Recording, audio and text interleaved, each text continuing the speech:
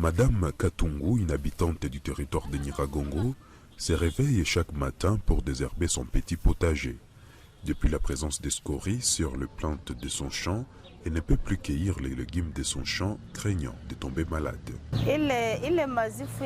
Depuis la présence de cendres volcaniques, nous ne pouvons plus cueillir les légumes dans nos champs. Même rester dehors pendant plusieurs heures est devenu difficile car les cendres deviennent visibles sur la peau, ce qui nous cause quelques petites maladies comme la grippe.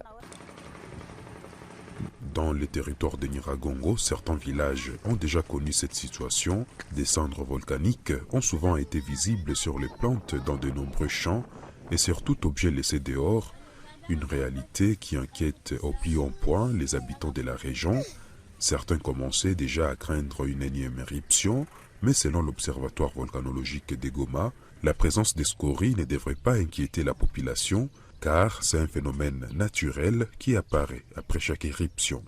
Cependant, le directeur de l'observatoire, qui surveille le volcan Nyiragongo, demande aux habitants d'être vigilants et de respecter les règles d'hygiène. Nous, comme volcanologues, nous avons toujours conseillé la population de respecter les règles d'hygiène, qui sont ne pas manger à l'extérieur parce que ces poussières peuvent tomber, les cendres peuvent tomber dans les aliments.